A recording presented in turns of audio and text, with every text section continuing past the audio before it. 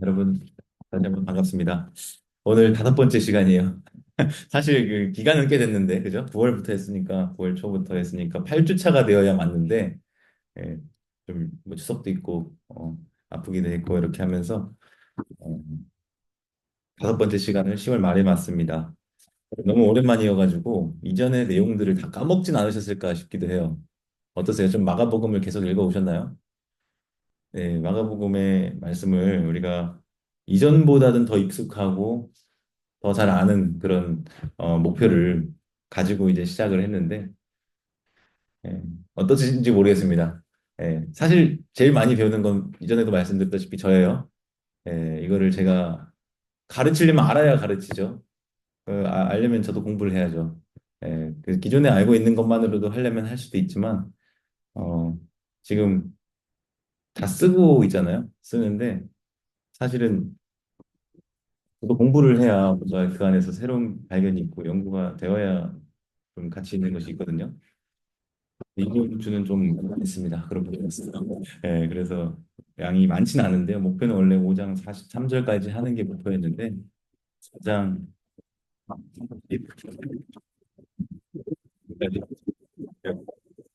4장부터 상당히 안타깝습니다. 예. 그래도 평소보다는 좀 천천히 여유 있게 할 수 있지 않을까 이런 생각도 좀 해보고요. 어, 지난 내용들을 좀 되돌아볼 때 4강에서는요, 3장 7절부터 35절까지, 뭐 그때도 3장을 하긴 했네요. 세 부분으로 나눠서 봤었습니다. 7절부터 12절, 거기에서 예수님의 초기 갈릴리 사역에 대한 요약을 봤었고요. 또 13절부터 19절까지 12제자를 세우시는 그런 단락을 봤고, 20절부터 35절까지 이 파트가 좀 길었죠. 그래서 이게 샌드위치 그런 구조 형식으로 되어 있다는 것을 제가 말씀을 드린 바 있습니다. 그래서 예수님의 가족들이 예수님이 계신 곳으로 찾아왔고, 그리고 거기에서 이제 예루살렘으로부터 온 서기관들과의 논쟁 속에서 신이 잡혔다. 바알세불이 모여서 하는 거다 말하고 얘기했을 때 예수님이 그리고 자기 나라가 나라끼리 자기 나라가 나라끼리 하면은 어떻게 설 수가 있겠느냐 하면 대답을 하셨던 말씀을 우리가 봤었죠.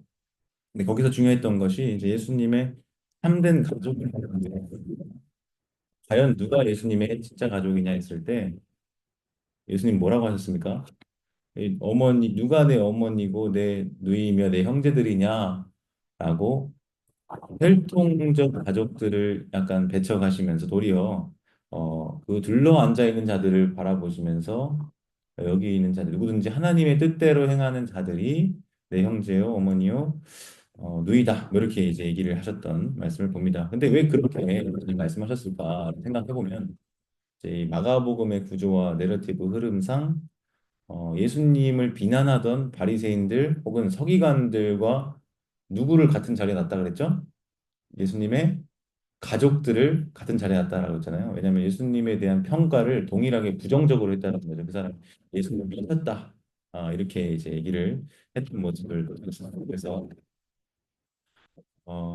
이 하나님의 뜻대로 행하는 자가 예수님의 가족이고 그 가족은 예수님이 새롭게 창조하시는 이스라엘 곧 하나님 백성 공동체를 지칭하는 비유 언어다라고 볼 수 있습니다.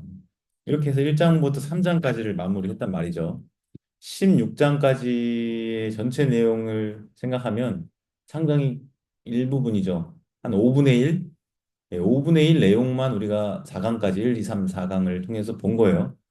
그런데 그 5분의 1, 2, 3장만 우리가 잘 기억하더라도 이 마가복음에서 우리에게 무슨 메시지를 전달하려고 하는지 대략적인 큰 신학적 메시지와 주제들을 우리가 찾아볼 수 있었거든요.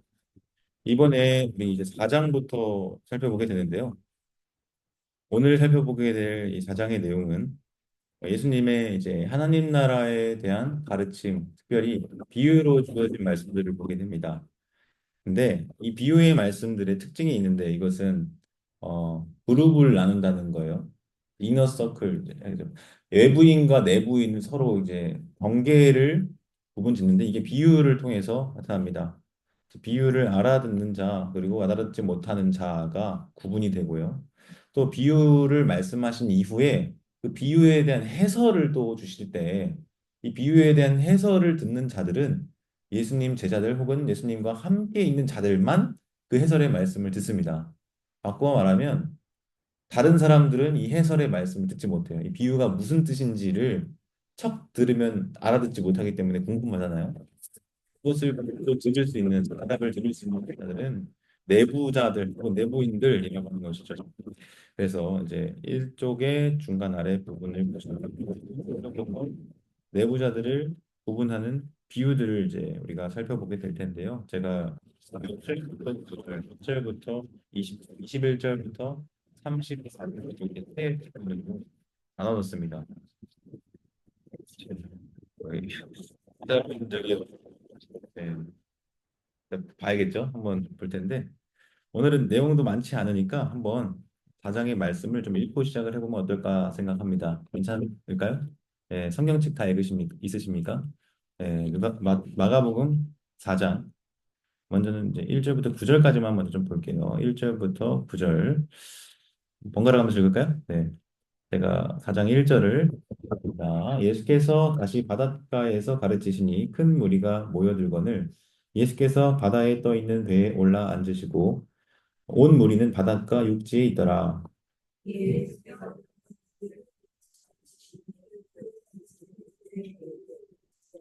들으라, 씨를 뿌리는 자가 뿌리러 나가서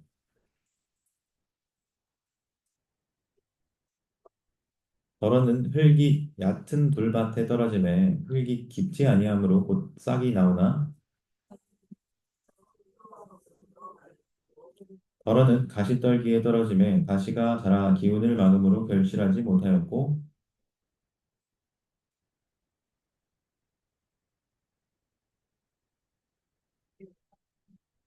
같이 읽겠습니다. 또 이르시되 들을 귀 있는 자는 들으라 하시니라. 아멘. 네, 이렇게 우리가 읽어봤는데 여기 내용을 보면요. 먼저 1절에 예수님이 바닷가에서 가르치셨다. 큰 무리가 모여들었다. 이렇게 시작을 하죠. 근데 주목할 표현이 다시 바닷가예요. 이런 비슷한 노래도 있었던 것 같은데 그, 그 무한도전이 아니라 그 뭐죠? 놀면 뭐하니에서 이효리랑 같이 만들었던 노래 제목이 다시 무슨 바닷가였나? 하여튼 비슷한 게 있어요. 아, 잘 모르시나요? 네. 네. 하여튼 일전에 내러티브에서 제가 말씀드리기를 배경적 장소가 중요하다라고 했습니다. 배경적 장소. 그래서 이제 이야기가 전개될 때 장소를 우리가 생각을 하자 했는데 바닷가가 언급이 됐죠. 그것도 다시 그러면 이거는 빼박 뭐야 앞에서 얘기한 거 있는 거잖아요. 다시라 그러니까 앞에서 언제 언급이 됐습니까? 가장 가까이 보면 이제 레위를 부르시던 때 2장 13절을 보면은 그때도 이제 바닷가가 있었고요. 좀 더 앞으로 거슬러 올라가면 예수님이 시몬과 그 형제 안드레를 부르시던 때에도 갈릴리 해변 사실 바닷가를 한자로 쓰면 해변이거든요. 번역을 할 때 똑같은 그 헬라어 어근데 어떤 데는 해변, 어떤 데는 바닷가로 해놓은 게 좀 아이러니합니다. 그냥 똑같이 하면 되는데 사실 그죠? 예, 그래서 바닷가나 해변이나 동일한 장소예요. 그러면 이 장소들 이 언급이 될 때에 어떤 사건이 일어나는지를 우리가 좀 생각해 보면 1장에서도 예수님 뭐 하시는 장면이에요? 바닷가에서 그 어부들을 부르시는 장면, 제자로 삼으시는 장면이었고 2절에서도 세관에서 레위를 부르시는 그런 사건을 우리가 기억합니다. 그러면 바닷가 하면 이제 한 번이면 뭐 그럴 수 있는데 두 번 이제 그런 일이 똑같이 있었단 말이죠. 그럼 다시 바닷가가 나왔을 때 우리는 뭘 또 생각을 해볼 수 있겠는가 하면 아, 또 제자를 삼으시나? 또 부르시는가? 이런 생각을 이 장소만으로도 우리가 좀 떠올려 볼 수 있는 거예요. 그죠? 예. 좀 무리한 해석인가요? 예, 그건 이제 지켜보면 알겠죠. 예, 얼마든지 근거를 가지고 반박을 할 수도 있고 주장을 할 수도 있고. 어, 그래서 일작이 가능해요. 여기서도 제자들을 부르시겠구나. 일전의 대상은 어두였는데 또 세리였는데 이번에는 그 대상이 누구일까요? 큰 무리 절에 나오죠. 큰 무리가 모여있거든요. 차이점이 있다면 어부들 또 세리를 딱 쫓았었는데 이번에는 무리들이 예수님을 찾아오는 그런 차이점은 있긴 합니다. 근데 어쨌든 이 무리는 무리인데 그냥 무리가 아니라 큰 무리이기 때문에 그냥 일반적인 공간에서는 이 큰 무리를 상대해서 뭔가를 전달하기가 쉽지 않았던 것 같습니다. 근데 어느 정도가 돼야 무리고 어느 정도가 돼야 큰 무리일까요? 잘 알지는 못하겠는데 최소 이 공간은 다 가득 차고 남지 않았겠습니까? 아니 이 공간으로 모자라죠. 훨씬 더 많은 무리가 아니었겠습니까? 그러면 100단위는 훨씬 넘을 거고, 그러면 이제 훨씬 더 많은 무리 있을 겁니다. 그러면 그런 무리들을 향해서 가르칠 때는 어떤 장소가 필요할까 생각을 해보면 어, 바닷가가 그런 장소였던 것 같아요. 그러니까 보면은 배를 이제 띄워놓고 무리는 바닷가 육지에 있고 배를 띄우긴 띄우되 너무 멀리 가지는 않는 그래서 많은 청중들을 이렇게 해변에서 바라보면서 가르칠 수 있는 그런 조건이 아마 갖춰져 있었지 않았을까라는 생각을 좀 해봅니다. 예수님이 이제 그들을 가르치시는데요. 근데 2절의 말씀을 보니까 이제 비유로 가르치셨다라고 해요. 비유로 엔바라볼레, 파라볼라이스 이렇게 하는데 근데 여러 가지를 가르치세요. 여러 가지. 몇 가지를 가르쳐요, 여러 가지. 아무튼 많이 가르치셨다는 뜻이죠. 근데 그 많이 가르치시는 것을 특별히 비유를 통해서 비유를 수단 도구 삼아서 가르치셨다라고 합니다. 이 비유는 이제 앞에서도 한번 이 단어 파라볼레라고 하는 단어가 사용이 된 적이 있는데 3장 23절에도 보면요. 예수님을 향해서 바알세불 지폈다. 그러니까 귀신의 왕을 힘입어서 귀신을 쫓아낸다라고 말하는 그 서기관들을 비난자들을 향해서 예수님이 대답할 때 사용한 바 있습니다. 이렇게 있어요. 사탄이 어찌 사탄을 쫓아낼 수 있느냐? 이 말을 비유로 하셨다. 이렇게 이제 3장에 보면은 언급이 되거든요. 3절 이하에서 이제 마가는 예수님이 가르치신 여러 가지 중에 특별히 하나를 대표적으로 소개합니다. 그것이 바로 씨 뿌리는 자의 비유 또는 씨 뿌리는 비유 이렇게 이제 할 수 있어요. 이 헬라어 단어가 씨 뿌리는 사람의 비유라고 할 수도 있고 아니면 씨 뿌리는 행위 자체로 할 수도 있는 거예요. 그래서 씨 뿌리는 자의 비유라고 하면은 이 뿌리는 사람이 강조가 좀 더 있고 씨 뿌리는 비유라고 하면 이 뿌리는 행위 자체가 강조되는 차이점이 약간 있습니다. 근데 어느 편이 되었든지 간에 우리가 다 잘 알고 있듯이 이 네 가지 땅이 등장을 해요. 길가, 흙이 얕은 돌, 썰기, 그리고 땅 이렇게 이제 네 가지 땅이 이제 언급이 되죠. 너무 잘 알고 있습니다. 여러분들은 이 말씀을 많이 들어보셨을 거고 많이 접해 보셨을 건데 어떻게 그동안 생각을 했습니까? 어, 설교를 우리가 들을 때도 그렇고 하여튼 묵상을 할 때도 그렇고 그래서 우리의 마음밭을 좋은 밭 되게 해야 된다 뭐 이런 식의 생각을 많이 하는데요. 사실은 이거는 뭐 마음을 변화시키자 이 얘기는 아닌 것 같아요. 왜냐면 이제 이제 보시면 이제 생각을 해보게 되실 겁니다. 일단 좀 쭉 읽어보겠습니다. 씨가 모든 곳에 떨어졌습니다. 아마 그냥 뿌렸는데 무작위로 떨어진 곳이 이렇게 네 군데 있어요. 근데 어디에 떨어졌는지에 따라 그 결과가 각기 다르죠. 먼저 첫 번째 길가의 경우에는 어떻습니까? 새들이 와서 씨를 먹여버렸다고 합니다. 그래서 결과는 무엇입니까? 열매를 맺지 못합니다. 탈락. 두 번째, 흙이 얕은 돌밭이 있습니다. 근데 거기에 떨어진 씨는요, 흙이 깊지 않기 때문에 일단 싹이 나기는 났습니다. 이 씨가 싹을 틔우긴 틔웠는데, 그럼 첫 번째보다 낫죠? 그런데 해가 돋으면 강렬한 햇빛에 의해서 타고 말라버린다라고 합니다.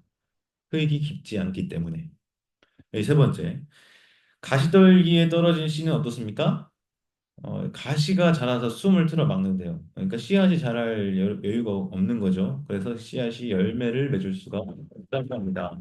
그런데 이번에는 또 다른 것들이에요. 이제 복수인데 또 다른 것들 좋은 흙에 떨어졌어요. 좋은 흙 속에. 그랬더니 그것들은 싹이 나고 자라서 열매를 맺는다고 합니다. 앞에 세 가지가 다르죠. 열매를 못 맺었던 것과 다르게 맺는데 것들이라고 했으니까 여러 가지가 있는데 하나는 30배, 하나는 60배, 또 다른 하나는 100배나 열매를 맺었다라고 합니다. 이게 예수님 말씀이에요. 그리고는 이제 덧붙이죠. 9절에 들을 귀 있는 자는 들으라. 여러분 이게 귀가 있다고 그 이해가 되는 말씀일까요? 귀는 다 있죠. 귀가 없는 사람이 어디 있어요. 근데 이 귀가 그냥 물리적인 귀, 신체적인 귀를 이야기하는 것은 아닐 테고 또 영적인 귀, 그 말씀을 이해할 수 있는 지각, 그런 걸 얘기하는 거겠죠? 귀가 있잖아요. 아, 그렇죠. 아리까리해요. 근데 어, 이제 이게 9절까지의 예수님의 말씀이에요. 사실은 큰 무리는 이 말씀을 들은 큰 무리 지금 배를 띄워놓고 뭐 여러 가지 말씀을 비유로 하셨는데 그 중에 하나를 지금 마가가 소개하고 있다고 했죠. 어, 근데 10절을 이제 넘어가니까 갑자기 장면이 좀 전환이 되는 것 같아요. 약간 다른 상황이에요. 아까 그 바닷가에 떠 있고 무리가 바닷가 육지에 있는 그 상황으로부터 조금 달라집니다. 10절부터 20절까지 또 한번 읽어볼까요? 제가 10절 읽겠습니다. 예수께서 홀로 계실 때에 함께 한 사람들이 열두 제자와 더불어 그 비유들에 대하여 물으니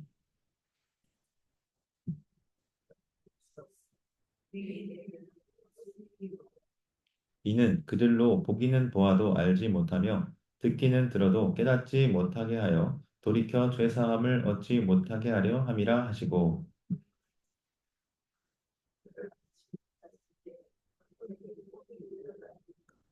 뿌리는 자는 말씀을 뿌리는 것이라.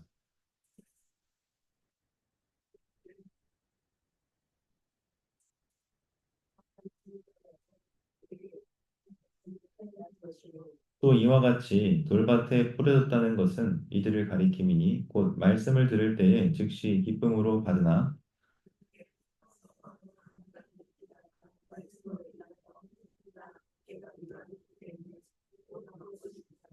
또 어떤 이는 가시떨기에 뿌려진 자니 이들은 말씀을 듣기는 하되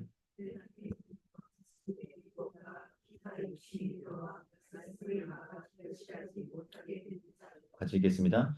좋은 땅에 뿌려졌다는 것은 곧 말씀을 듣고 받아 30배나 60배나 100배의 결실을 하는 자니라. 아멘. 네, 10절부터는 배경이 바뀌죠. 이제 어떻게 되는 거예요? 예수께서 홀로 계실 때를 얘기합니다. 지금 온물이랑 같이 바닷가에 있던 상황 아닙니까? 근데 갑자기 9절이랑 10절이 딱 전환이 되면서 홀로 계시는 상황을 이제 보여주고 그 카메라가 예수님이 홀로 계신 모습을 비춰줄 때 누구랑 같이 잡아주냐면 그 옆에 예수님 제자들 혹은 함께 한 사람들 아마도 이 사람들은 그 3장에서 예수님을 둘러 앉았던 무리들도 같이 있겠죠. 누가 내 형제고 자매가 어머니겠냐 이렇게 했을 때 둘러 앉은 자들을 보시면서 누구든지 하나님의 뜻대로 행하는 자가 내 형제요 자매요 가족이다 이렇게 말씀하신 그때 있었던 사람일 가능성이 높아요. 그래서 그 함께한 사람들이 이제 12제자와 더불어 질문을 합니다. 큰 무리는 질문을 할 기회를 얻지 못했어요. 그러나 지금 예수님과 함께 있는 이 사람들은 질문을 할 기회를 얻죠. 그거는 특권입니다. 질문을 할 수 있는 거 특권이에요. 여러분들 가지고 있는 특권을 좀 사용하세요. 네. 네. 어, 그래서 질문을 하는데 예수님이 이제 대답을 하시죠. 뭐라고 대답하시는가? 하나님 나라의 비밀을 너희에게는 주었으나 외인에게는 모든 것을 비유로 하나니라고 합니다. 이 말이 무슨 말일까요? 일단 비밀이 나와요. 비밀. 여러분 비밀은 어떤 의미가 있습니까? 비밀은 은밀한 거죠. 예. 비밀은 어, 정말 비밀이요. 알려지면 안 될 것처럼 예, 그렇게 이제 얘기하는 게 비밀인데 하나님 나라의 비밀이라고 했습니다. 하나님 나라에 관한 것. 그래서 이 사람들에게는 주었다. 자, 여기서 너희가 있고요. 외인이 있습니다. 보이세요? 너희가 있고 외인이 있다. 지금 이 대상을 구분하잖아요. 예수님이 구분을 하시는 거예요. 너희와 외인. 여기서 너희는 누굽니까? 10절에 이 질문한 예수님 홀로 계실 때 함께 있는 자들 그리고 12제자들. 그래서 그 사람들을 너희라고 하시면서 말씀을 하시고 외인은 지금 그 앞에 1절부터 9절까지의 말씀을 듣기는 하였으나 지금 같이 있지 않은 자들 아마 어떤 공간일 것 같기도 하고요. 장소일 것 같기도 한데 거기로부터 떨어져 있는 다른 사람들을 외인이라고 지칭을 하시는데 모든 것을 비유로 한다. 근데 그 이유가 12절에 나옵니다. 뭐라고 되어 있습니까? 이는 그들로 보기는 보아도 알지 못하며 듣기는 들어도 깨닫지 못하게 하여 돌이켜 죄 사함을 얻지 못하게 하려 함이라. 이사야서 6장 9절과 10절 말씀의 인용인데요. 우리가 이제 구약 말씀이 인용이 되었을 때 한 가지 주의해야 될 것은 해석을 할 때, 일단은 구약에서 어떤 의미, 어떤 맥락 가운데 그 표현이 쓰였는지를 좀 우리가 살펴볼 필요가 있어요. 그래서 그것과 지금 이 신약 성경 저자가 그 구약 본문을 가지고 왔을 때 그 뜻을 그대로 가지고 왔는가, 1번. 아니면 그것을 조금 더 어떻게 발전시키거나 활용해서 자기의 메시지에 맞게 쓰고 있는가, 뭐 이런 식으로 그걸 좀 따져보는 방법이 있거든요, 해석할 때. 근데 일단 몇 가지 차이점이 있기는 합니다. 근데 그거를 이제 지금 디테일하게 들어보기는 못해요. 그래서 하나님 나라의 가르침에 비밀의 성격이 있다라고 하는 것을 일단 보여주는데, 비유의 목적이 알지 못하게 하는, 깨닫지 못하게 하는 거고, 돌이켜 죄사함을 얻지 못하게 하는 것이다라고, 그래서 감추는 것이다라고 말하는데, 사실 이 말씀을 언뜻 들었을 때 좀 이해가 잘 안 가기도 합니다. 예수님 복음을 전하러 오셨잖아요. 그러면 깨달아야 되는 거 아닌가? 그쵸? 다 봐야 되는 거 아닌가? 다 듣고 깨달아야 되는 거 아닌가? 다 돌이켜 죄사함을 얻게 해야 하는 거 아닌가? 이런 생각이 듭니다. 근데 이제 이어지는 내용들을 좀 보면은 대충 얘기를 하셨는가를 생각을 해볼 수 있겠는데요. 어, 아까 제가 설명을 드렸던 것처럼 지금 예수님께 질문을 드리고 답을 듣는 사람들은 너희로 묶여서 하나님 나라의 비밀을 받은 사람들로 지칭됩니다. 그러니까 이 사람들에게는 이 비밀을 풀 수 있는 그런 길이 열려 있는 거죠. 이를 통해서 이제 지금 예수님과 함께한 사람들은 새로운 특권적 지위를 부여받아요. 즉, 하나님 나라의 비밀의 열쇠를 갖게 되는 것이죠. 어떻게 함으로? 예수님과 함께 함으로. 이게 중요합니다. 예수님과 함께 함으로. 다른 누구도 알지 못하는 비밀을 지금 예수님과 함께한 이 사람들은 알고 있어요. 열둘. 그리고 예수님 주변에 있는 자들은요, 내부인으로서 내부 정보를 가지고 있는 거죠. 바꾸어 말하면 이 그룹 바깥에 있는 자들은 외부인이기 때문에 이 내부의 정보, 이 안에서 이루어지고 있는 이 비유에 대한 해설이라든지 예수님의 이 풀어주시는 말씀들을 알지 못하게 됩니다.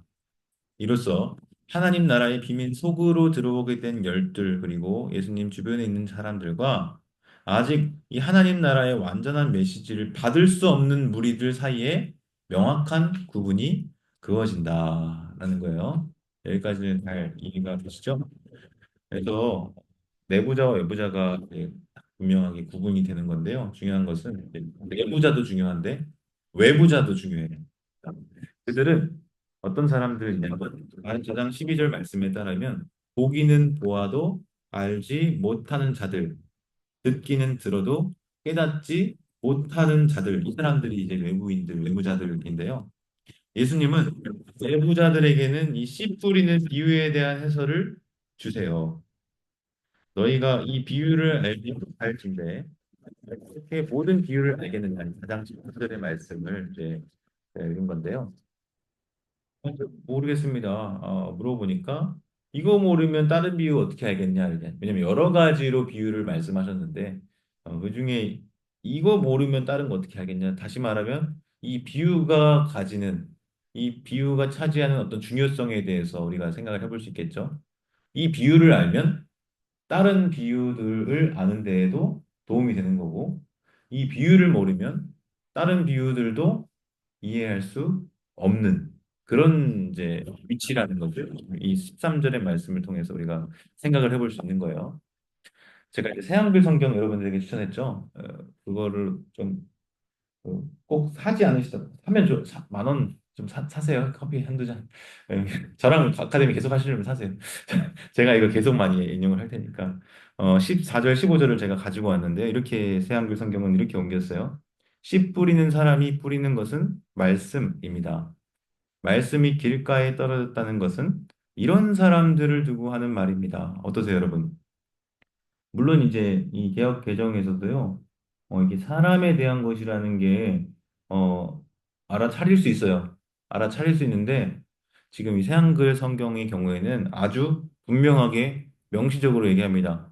지금 이 씨 뿌리는 사람이 뿌리는 건 말씀이고, 말씀이 길가에 떨어졌다는 것은 이런 사람들을 두고 하는 말. 다시 말하면, 이 아까 얘기했던 땅들, 그거는 이퀄 뭐라는 거예요?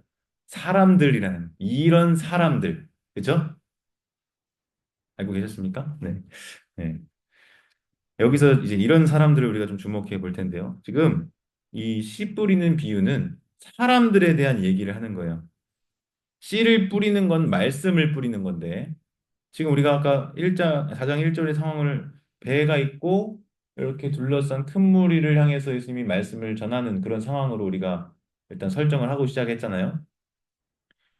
예수님이 씨를 뿌리는 자예요. 말씀을 뿌려요. 그러면 여기 사람들이 쫙 있는데 그 사람들에게 말씀이 떨어지는 그런 그림인 거죠. 그래서 뿌려지는데 각 사람마다 반응이 다 다른 거예요. 예. 씨는 같아요. 씨가 다른 게 아니에요. 말씀은 동일한 말씀인데 그것을 듣고 받는 사람들의 깨달음이나 반응이 다른 거죠. 그래서 그 반응들에 대해서 이것을 비유로 예수님 말씀하신 길가, 돌밭, 가시떨기, 좋은 땅 이렇게 다양하게 표현을 하신 것입니다. 이것을 이제 네 가지 인물 군상이라고 하겠습니다. 뭐 우리가 뭐 소설을 읽거나 뭐 문학 작품을 읽을 때 어떤 인물들을 우리가 캐릭터라이제이션 하잖아요. 인물 묘사를 하잖아요. 그것을 우리가 좀 생각을 해볼 필요가 있어요. 이 마가복음에서도요. 다양한 등장인물들이 있어요. 대표적으로 일단 주인공은 예수님이겠죠. 놀랍게도 하나님도 주인공입니다. 아, 주인공이 아니라 등장인물입니다. 나타나 보이진 않지만 하늘에서 소리로 등장하는 거예요. 그러니까 여기서 연극이 진행된다고 하면은 야, 너 배역을 맡아. 어떤 역할? 너 하나님. 대신에 모습은 없고 나레이션으로 마이크만 잡고 이는 내 사랑하는 아들이 뭐 이런 역할을 맡기는 거죠. 그럼 그 마가복음의 그 드라마 안에는 하나님도 등장인물로서 어떤 역할을 수행하는 거거든요. 그러니까 예수님이 주인공이고 예수님과 함께한 제자들이 예수님의 어떤 신화적인 그런 주인공 투, 뭐 조연 뭐 이렇게 할 수 있고 반대편에 또 다른 주인공을 우리가 설정을 해야겠죠. 빌런이 있잖아요. 항상 어떤 드라마나 영화든지 악역이 있잖아요. 그래야 이게 더 빛나는 거 아니겠습니까? 그런 역할에 또 이제 위치를 시킬 수 있는 것처럼 지금 마가복음에서는 이런 등장인물들을 각각의 어떤 자리에 위치시킨다라는 거예요. 그런데 지금 이 씨 뿌리는 비유가 아까 13절에 이 비유를 알지 못할진데 어떻게 모든 비유를 알겠느냐 이렇게 말씀하셨을 때 이 비유가 중요하다는 걸 얘기한 거잖아요. 이 비유를 알아야 다른 비유들도 잘 이해하고 해석을 할 거다 이렇게 말씀을 했던 건데 이 네 가지 인물 군상으로 우리가 사장을 기준으로 나누어 볼 수 있습니다. 첫 번째는 말씀을 들어요. 다 듣죠. 지금 사실은 다 씨앗은 다 받았어요. 땅들이 뿌려졌으니까 뭐 자기가 받고 안 받고가 어디 있어요. 그냥 뿌려졌습니다. 근데 말씀을 들을 때 어떻게 됩니까? 곧바로 사탄에 의해서 뿌려진 말씀을 빼앗기는 사람이 있습니다. 이 사람을 길가다 예수님이 이제 해설을 하시는 거예요. 해설. 네, 4장 15절 보면 말씀이 길가에 뿌려졌다는 것은 하면서 블라블라블라 하면서 사탄이 즉시 와서 그들에게 뿌려진 말씀을 빼앗는 것을 두고 이렇게 비유로 말했다. 해설을 해주시고요. 어렵지 않죠? 예, 두 번째는 말씀을 들어요. 이 사람도 듣는데 기쁘게 받아요. 곧바로 기쁘게 받았습니다. 받기는 받았는데 어떤 문제가 있습니까? 속에 뿌리가 없네. 예, 뿌리가 없다. 그래서 이제 어떻게 됩니까? 잠시만 그럴 뿐 그 뒤에 그 말씀으로 인한 억압이나 뒤쫓김을 당하면 곧바로 넘어지는 사람이다. 이렇게 얘기를 합니다. 그래서 16절, 17절의 말씀의 내용인데 뿌리가 없어요. 그래서 잠깐 견디긴 견디는데 말씀으로 인한 어떤 환란이나 박해가 일어나게 되면 그냥 넘어지는 거죠. 이런 사람을 지금 이 돌밭에 뿌려졌다는 것은 하면서 이 돌밭으로 비유를 하신 거예요. 그래서 이제 새한글에서는 자갈밭이라고 하더라고요. 하여튼 세 번째는 말씀을 들어요, 이 사람도. 근데 어떤 문제가 있냐면 세상살이 걱정. 자, 이게 우리 개혁 한글에서 어떻게 개혁 개정에서 어떻게 했냐면 어, 세상의 염려, 재물의 유혹 이렇게 이제 했거든요. 세상살이 걱정과 재물의 꼬임, 그 밖에 다른 것들에 대한 욕망이 파고 들어와서 그 말씀의 숨을 틀어막아 버린다. 이렇게 이제 세한글에서 번역을 해서 그래서 열매를 맺지 못한다. 이런 사람들은 어떤 것으로 비유한 거예요? 가시떨기 혹은 가시덤불 속에 떨어진 씨앗으로 이렇게 비유를 하셨습니다. 그런가 하면 네 번째 이제 말씀을 들어요. 자, 공통점이 있죠. 다 들어요. 말씀을 다 들어요. 근데 이네 번째는 받아들여요. 말씀을 듣고 받아들여요. 열매를 맺어요. 그런데 한 사람은 30배를 맺고요. 한 사람은 60배를 맺고요. 한 사람은 100배나 맺습니다. 이거를 두고 좋은 땅이라고 얘기를 했다. 예수님이 해설을 해주시는 거예요, 지금. 근데 이 해설은 누구만 듣는다고요? 내부자들, 예수님이 함께한 자들만 이 해설을 들었고, 나머지 큰 무리들은 이 내용은 듣지 못한 거예요. 그러니까 이게 알쏭달쏭한 거죠. 예. 예수님이 이렇게 분명하게 말씀해 주시니까 얼마나 감사해요. 예. 안 그러면 우리도 굉장히 막 다양한 해석들을 가지고 네가 맞네, 누가 맞네 막 하면서 싸웠을지 몰라요. 그러나 명확하게 기준을 제시해 주셨습니다. 그래서 이 비유를 확실하게 알면 다른 모든 비유도 알게 될 수 있다. 이렇게 예수님은 얘기를 하신 거죠. 결국 이 비유는 예수님께서 지금 1장, 2장, 3장을 우리가 봤는데 앞서서 말씀을 전하신 사역, 그리고 그 말씀을 전하신 사역을 바라보는 사람들이 그것을 어떻게 받아들였는지 그 반응에 대해서 말씀하신 비유입니다. 사실 씨앗의 질적인 차이가 있는 것은 아니죠. 아까 말씀드린 것처럼 그 질은 똑같은 씨예요. 똑같은 말씀이고 똑같은 복음인데 또 그 씨를 뿌릴 때 일부러 길가만 막 골라 뿌리거나 여기는 안 뿌리고 일부러 돌밭을 골라 뿌리거나 혹은 일부러 가시떨기를 골라 뿌리지는 않았을 겁니다. 그냥 그저 씨앗을 한 움큼 쥐고 촥 뿌리면서 갔을 거예요. 씨 뿌리는 자는. 다만 씨앗들마다 이곳저곳으로 이제 분산되어서 떨어지게 되었을 것이죠. 그러니까 씨앗이 다른 게 아니라 땅이 달랐다. 이 얘기를 하는 겁니다. 이러한 씨앗들은 이제 1장부터 3장까지 해서 이미 기록되어 있는 예수님의 말씀 그리고 사역에 부정적으로 반응해서 열매를 맺지 못했던 사람들을 떠올리게 합니다. 어떤 집단들이 있었습니까? 서기관들이 있었고요. 바리새인들이 있었고요. 심지어 예수님의 가족들. 예수님을 미쳤다라고 했잖아요. 미쳤다. 어, 우리가 생각할 때 이거 좀 너무한 것 같지만 마가복음은 적어도 그렇게 이렇게 범주화를 카테고라이징을 하고 있습니다. 그래서 어, 반대로 이제 또 다른 반대편에 이제 한 그룹을 우리가 생각을 해보면 좋은 땅에 떨어져서 30배, 60배, 100배의 결실을 맺은 씨앗들도 있어요. 우리가 앞으로도 있을 거예요. 예수님의 말씀과 사역에 긍정적으로 반응한 사람들이죠. 대표적으로 누가 있을까요? 대표적으로 예수님의 제자들, 부르심에 응답해서 나온 뭐 어부들도 될 수 있고, 세리도 될 수 있고, 뭐 중풍병자와 그 믿음을 가진 자도 될 수 있고, 뭐 다양한 치유를 고침을 받았던 사람들 우리가 기억하잖아요. 비록 1장, 2장, 3장 짧게만 봤지만 이런 사람들은 그 씨앗이 뿌려졌을 때 그것을 받고 열매를 맺은 사람들이에요. 그죠? 예. 예수님은 이제 그 열두 제자를 비롯한 무리들은 계속해서 그 수가 점점 늘어나고 있습니다. 보세요. 뭐 1장 33절, 2장 2절, 13절, 3장 7절, 8절, 20절, 4장 1절 하면 계속해서 그 수가 늘어나고 있는 것을 보여주는 거죠. 그러니까 30배, 60배, 100배가 정말 맞습니까? 틀립니까? 정말 맞는 거죠. 예. 열두 제자는 한 사람이었지만 그 하나의 씨가 나중에 이들이 복음 전하고 다니거든요. 100배가 뭐예요? 더 되는 거 아닐까요? 100명 이상을 전도하지 않을까요? 그 열매를 더 많이 맺게 되는 거죠. 예수님이 씨앗을 뿌리면서 의도하신 게 무엇이었겠습니까? 결국 그 씨앗이 잘 자라가지고 열매를 맺기를 바라지 않으셨겠습니까? 마찬가지로 복음의 말씀을 가르치고 전달하시면서 이 복음의 말씀을 듣고 받아서 그들이 하나님 나라 백성 되어 영원한 생명과 복을 누리게 되기를 원하셨을 겁니다. 이게 예수님 마음이죠. 우리 각 사람은 어떤 모습인지 이 비유의 말씀에 비춰서 좀 돌아볼 필요가 있겠습니다. 사실 우리도 뭐 그죠? 아까 세 가지 부정적인 그런 인물 군상들을 봤는데 말씀을 듣긴 듣는데 사탄에게 즉시 빼앗기는 일이 있을 수도 있고, 기쁨으로 받았다가 잠깐 견디다가 환난이나 박해가 일어날 땐 넘어지기도 하고, 가시떨기 떨어진 자처럼 말씀을 듣기는 하되 세상의 염려, 재물의 유혹, 기타 욕심이 들어와서 말씀을 막아 결실하지 못하게 되는 그런 일들이 있는 것 같기도 하고. 그러니까 우리는 그렇게 생각을 하잖아요. 그죠?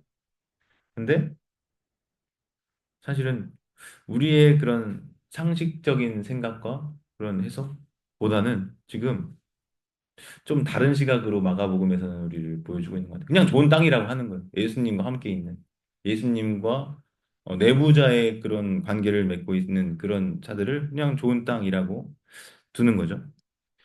그래서 우리의 생각과는 좀 다르다 이런 것들을 또 보게 되는 것 같습니다.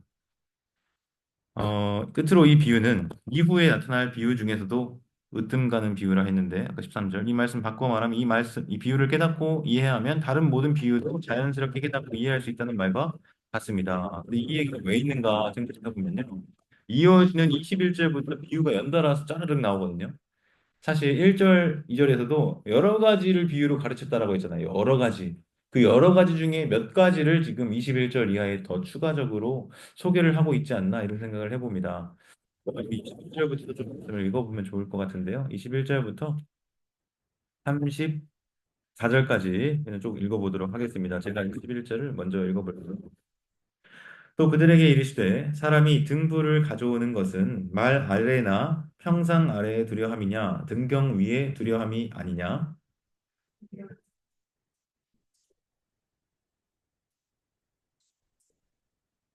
들을 귀 있는 자는 들으라.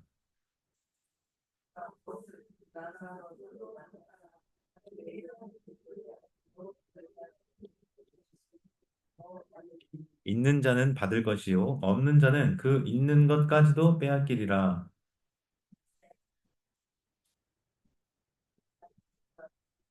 그가 밤낮 자고 깨고 하는 중에 씨가 나서 자라되 어떻게 그리 되는지를 알지 못하느니라.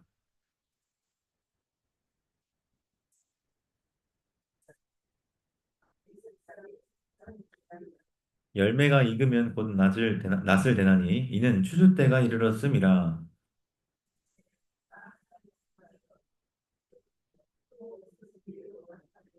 겨자씨 한 알과 같으니 땅에 심길 때에는 땅 위의 모든 씨보다 작은 것이로되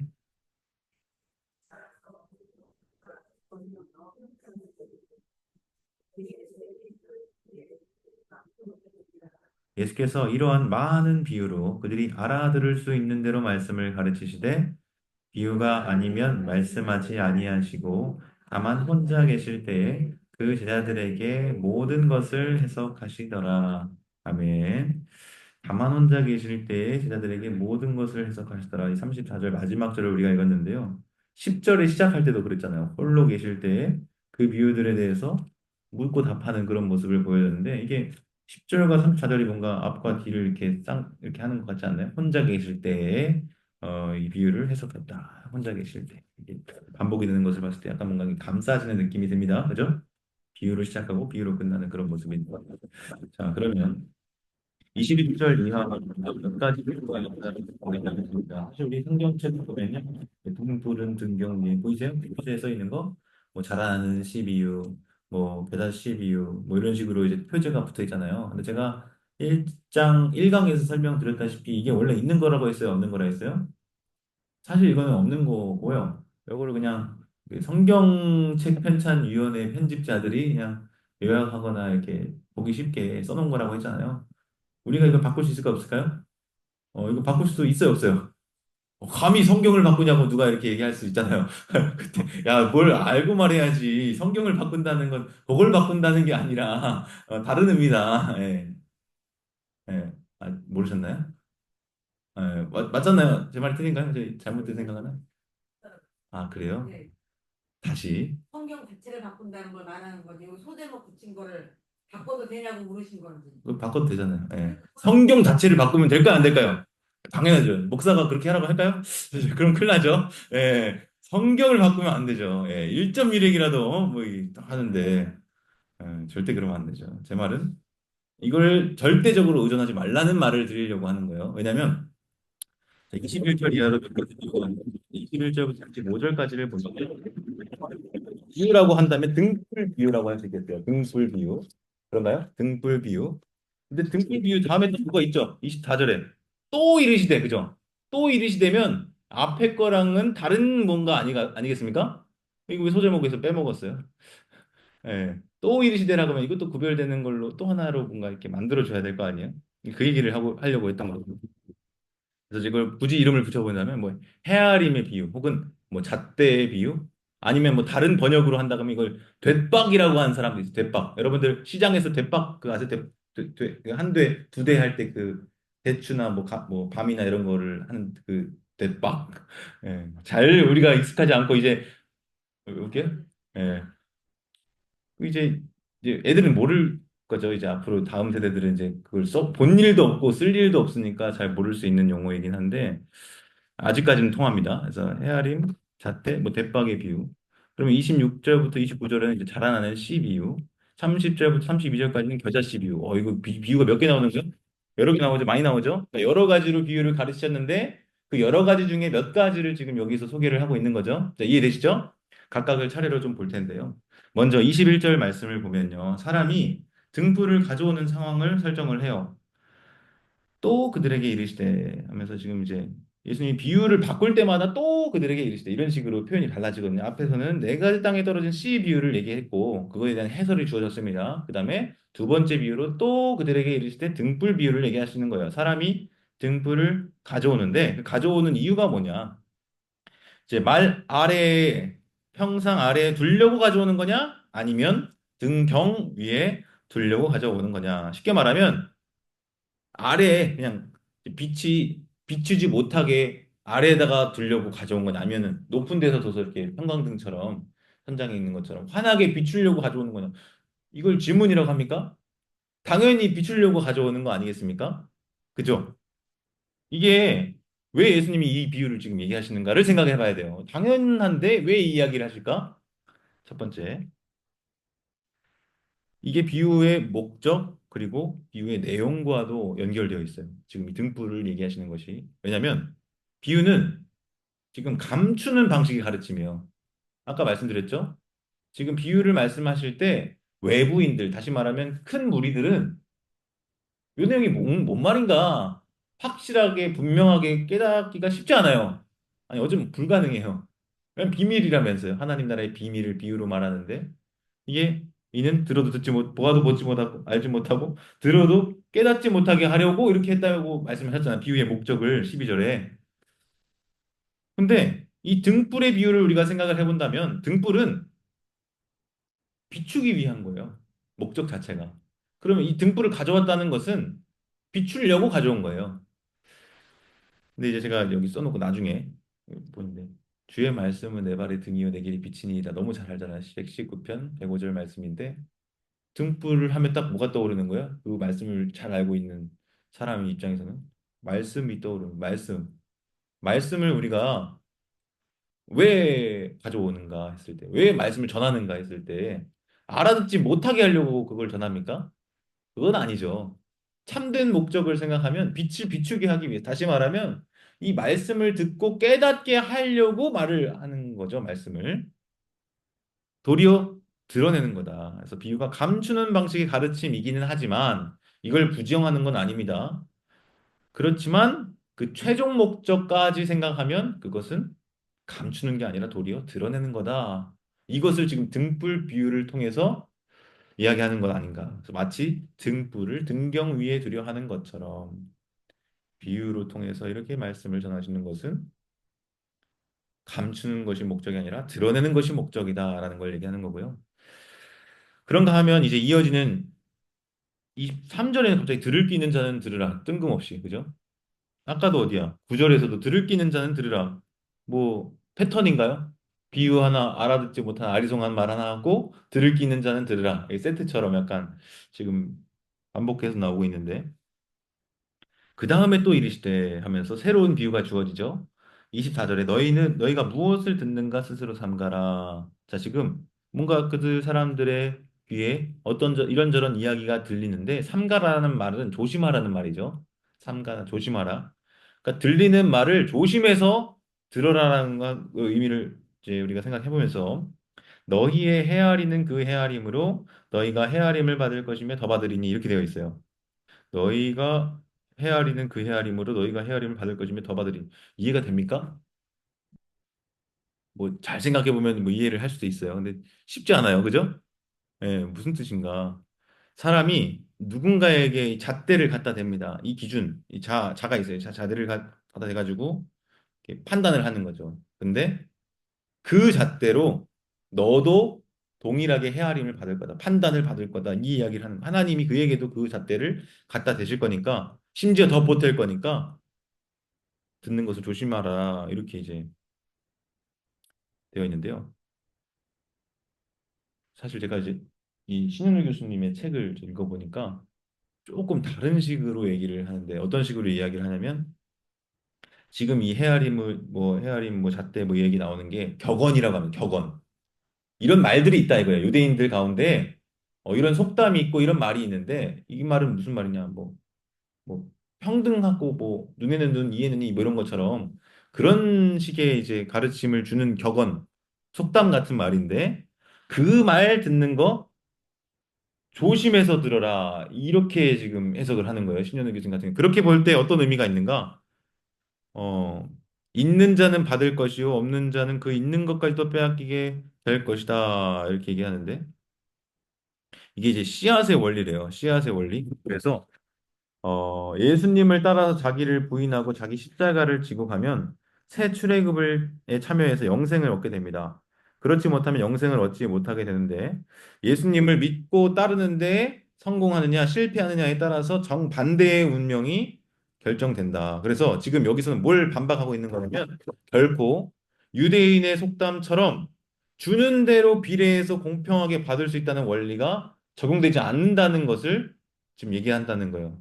그래서 지금 신현우 교수님 같은 경우에는 번역어를 자체를 바꿨어요. 됐박으로 바꿨는데 너희가 이 됐박으로 해가지고 주는 것만큼 그 됐박으로 받을 걸로 생각, 공평하게 이 비례해서 공평하게 받는다는 원리를 조심해서 들으라는 거죠. 유대인들 가운데 그런 속담이 있는데 그래서 예수님을 따르느냐 그렇지 않느냐의 문제는 곧 생사를 가릴 수 있는 사안이다. 그래서 어, 자기 부인, 자기 십자가는 죽음이잖아요. 근데 역설적으로 생명을 낳고 살고자 하는 자는 비례한다고 생각하면 생명을 얻어야 되는데 도리어 반대로 죽음에 이르게 되는 이 역설적인 그 원리를 이야기하면서 유대인들의 격언, 속담과 같은 그 말을 듣는 걸 조심하라 이렇게 이제 해석을 하더라고요. 이게 얼마나 혁신적이었으면 그 뭐 예를 들면 과학 뒤에선 사이언스 그런 이제 세계 탑급 저널에 이 논문을 써가지고 게재를 하셨거든요. 그 말인즉슨 그게 설득력이 있다는 그 말인 거죠. JTS라고 하는 학자들 사이에서는 가장 최정상급 레벨의 게재를 하셨어요. 이 주제를 가지고. 그 말인즉슨 설득력이 있다는 말을 지금 하는 거예요. 신뢰할 만하다. 그래서 그런가 하면 26절에서 29절에서는 하나님 나라에 대하여 땅에 뿌려진 씨가 이제 밤낮 자고 깨고 하는 중에 씨가 나서 자라는 이 상황을 비유로 말합니다. 그래서 하나님 나라의 씨앗이 뿌려진다고 하면 그 씨앗의 성장은 불가피하다. 즉 성장할 거다라고 하는 것을 이제 이 자라나는 씨 비유를 통해서 보여주는 것이죠. 그래서 이 하나님의 나라의 확장성, 하나님 나라가 자라날 것은 조금 작지만 이제 그 다음에 이제 30절부터 32절까지는 이제 작은 것, 미미한 것이 얼마나 크게 되는가 요거를 또 이제 이야기하고자 이 비유를 말씀하셨는데요. 작고 미미한 겨자씨와 같은 것 하나이 초기에는 미미하지만 실제로 예수님과 열두 제자 하면 어때요? 몇 명 아니 소수잖아요. 굉장히 소수인데 나중에는 로마 황제까지도 이것을 믿고 국교화할 정도로 그래서 이제 서구 세계를 지배하는 기독교 문명이 될 정도로 엄청 커지고 큰 가지를 내는 그래서 공중에 새 가지 깃들일 만큼 큰 나무가 되는 것을 말하는 겁니다. 이를테면 에스겔 31장 6절에 보면은 이 공중의 새에 대한 언급이 있는데 거기서 이 공중의 새를 이야기하면 여러 민족들을 비유적으로 이렇게 지칭하는 표현이에요. 그것을 구약 배경으로 두고 지금 여기 비유에 나오는 말씀을 생각을 해보면 공중의 새들이 그늘에 깃들일 만큼 되느니라 이렇게 했는데 32절에 여기 나오는 이 공중의 새는 여러 민족을 가리킨다고 볼 수 있는 거죠. 그러면 이 공중의 새가 깃들인다는 것은 그 나무에 다시 말하면 이 하나님 나라에 그 확장되는 그 안에 여러 민족들도 포함된다라는 것을 의미하는 겁니다. 그래서 예수님을 통해서 회복되는 이스라엘은 단지 유대인만 국한되는 것이 아니라 이방 민족까지도 포함한다는 것이 지금 이 겨자씨 비유에서 공중의 새와 관련된 그런 해석인 것이죠. 그러면 이제 이 작고 미미한 씨앗 하나가 그것이 완전히 성장했을 때의 규모와 극적으로 대조되는 것 하나와 또 예수님을 통해서 오는 새 출애굽, 이 하나님 나라 운동이 단지 유대인만을 위한 것이 아니라 이방인들도 포함하는 사역이라는 것, 두 가지 의미를 살펴볼 수 있겠습니다. 이 모든 비유들은 결국 어떤 것이냐? 이 하나님 나라의 비밀에 관한 단서다. 하나님 나라가 성장함에 따라서 장차 이제 그 나라의 그 운동에 나타나게 될 일들을 이런 식으로 비유로 말씀하신 것이죠. 그래서 33절, 34절을 보면 이러한 많은 비유로 이 사람들이 이제 알아들을 수 있는 대로 말씀을 가르치셨어요. 그런데 비유가 아니면 또 말씀을 안 하셨대요. 다만 혼자 계실 때 그 제자들에게 모든 것을 해석하셨다. 따로 풀어 설명해 주셨다라고 합니다. 그래서 예수님과 동행하는 특권을 가진 내부자들이 아니고서는 어느 누구도 이 비밀을 알 수가 없는 거죠. 오로지 예수님 곁에 머물러 있는 자들만이 아는 겁니다. 그런데 여러분, 우리는 어떻게 알아요? 네, 지금 이 마가복음의 저자가 마가복음의 독자들에게도 알려주고 있는 거예요. 이 비밀을. 근데 이것을 알려면 우리가 읽어야겠죠. 네, 들어야겠죠. 이것을 생각해 봐야겠죠. 네. 예, 예, 아까 무슨 말씀하셨 예수의 어머니와 형제 자매가 내 혈육으로 된 자만 내 저기 혈육 그 사람의 어머니가 아니라고 그랬잖아요. 끝에 보면은 네, 누구든지 하나님 뜻대로 행하는 자만 내 형제 자매의 어머니라고 그랬잖아요. 네, 이 말과 이 말이 연결되는 거 아닌가요? 맞습니다. 네, 그게 그 사람들은 혈과 육으로 된 자들만 알고 있는데, 그러니까 하나님 예수 그리스도를 혈과 육으로 이어졌지만 배척하는 자들이죠. 네. 그렇죠? 배척하는 자들인데 그렇지 않더라도 하나님 나라의 말씀을 소유하려고 하는 자들한테 이거 밝히 나타내 주시겠다는 그런 말씀으로 잘 받아들여요. 이해하셨어요. 근데 여기서 한 가지만 짚어드리면 그 혈육의 어머니, 형제, 자매들조차도요. 예수님 배척하는 사람들이잖아요. 내부인입니까? 외부인입니까? 내 땡입니다. 땡입니다. 왜 땡일까요? 집이 있어요. 집. 공간적 집. 지금 누가 왔어요? 바깥에? 가족들이 왔어요. 어디에 서 있는 거예요? 집 안에 서 있습니까? 바깥에 서 있습니까? 바깥에 있어요. 마가복음은 이걸 의도적으로 보여줘요. 혈육으로 봤을 때는 내부인 것 같지만 그렇죠? 실질적으로 내부인이라는. 그렇죠? 근데 사실은 이게 나중에는 또요, 예수님의 형제 중에 이제 야고보가 사도 교회 안에 아주 중요한 역할을 하고, 그죠? 그러니까 지금 말하고자 하는 건 예수님 가족들 그러니까 다 지옥 갈 자들 이렇게 얘기하려고 의미하는 게 아니라 메시지를 전달하는 거죠. 누가 과연 예수의 가족인가, 참된 가족인가를 얘기할 때 혈육을 따르는 것이 아니라 예수님과 함께. 그러니까 사실은 누구든지 33장 35절을 말씀하신 거예요, 지금. 하나님의 뜻대로 행하는 자가 내 형제요, 자매요, 어머니이니라 이렇게 예수님 말씀하셨단 말이죠. 근데 사실 그 사람들이 무슨 일을 행했습니까? 하나님의 뜻대로 뭘 행했다고 묘사가 되어 있습니까? 없는 것 같죠? 있어요. 둘러 앉아 있어요. 우리가 예수를 32절에 둘러 앉아 있어요. 둘러 앉아 있는. 사실은 어떻게 보면 우리가 생각할 때 하나님의 뜻대로 행한다는 것 대단히 거창한 것으로 생각하잖아요. 큰 일을 해야 될 것 같고 위대한 일을 행해야 될 것 같은데 사실 본문은 그 위대한 일에 대해서 아무 얘기도 해주고 있지 않다는 거예요. 그냥 그 집에 예수님과 같이 있는 거예요. 둘러 앉아 있는 거예요. 예수님이 하시는 말씀을 듣고 있고 그 공간 안에 함께 있는 거예요. 근데 거기에 배척하는 자들도 있는데 배척하는 자들을 따르지 않고 예수님의 말씀을 받아들이면서 그 자리에 함께 있는 거예요. 그런데 35절의 마무리를 그렇게 하고 있는 거예요. 누구든지 둘러앉은 자들을 보시며 이르시되 내 어머니와 동생들을 보라. 인정하시는 거잖아요. 가족으로. 그 사람들 마음에는 우리가 여기 앉아 다 말씀드렸지만 이 말씀을 하나님 말씀 받지 않고 이걸 정말 그래? 그랬을까? 이렇게 받는 사람이 있어. 정말 그래 이렇게 받는 사람이 있을까? 그런 생각이 예, 아니에요. 적어도 그거를 여기서 얘기하진 않아요. 마가복음에서는. 예, 적어도. 이제 4장에서 내부인과 외부인을 더 이렇게 큰 무리가 왔지만 거기서도 비유의 해설을 듣는 예수님과 가까이 있는 열 줄과 더불어 함께한 자들이 딱 내부 그룹으로 있고 그 밖에 이 비유와 비밀의 말씀을 해석을 듣지 못한 사람을 이렇게 구분하는 이런 그림이 사실은 4장에서 시작된 게 아니라 3장에서 이미 집이라고 하는 한 공간적인 배경을 통해서 집 안과 집 밖의 구분을 통해서 보여주고 있는 거죠, 이미. 제가 말씀드렸죠? 집 안에 있습니까? 집 바깥에 있습니까? 집 누구라고 바깥에. 누가 앉아? 둘러 앉아 있는 사람은 혈육의 어머니요, 형제들이가 아니라 다시 한번 잘 읽어보세요. 네, 잘 읽어보시면 한 번 읽고 모르겠어요. 두 번 읽고 다섯 번 읽고 이제 읽어보면요, 그 얘기가 그 얘기가 아니에요. 예, 예. 예수님의 어머니와 저기 형제들은 바깥에 있어요. 그러니까 이제 무리가 알려주는 거죠. 밖에 서서 31절에 보세요. 밖에 서서 명확하게 써 있죠. 밖에 서서. 왜 굳이 밖에 서서라고 이걸 덧붙여 썼을까? 그리고 그걸 그냥 바깥에서 왔다는 것을 안에 있는 사람이 전달해 주는 소통이 이렇게 되고 있거든요.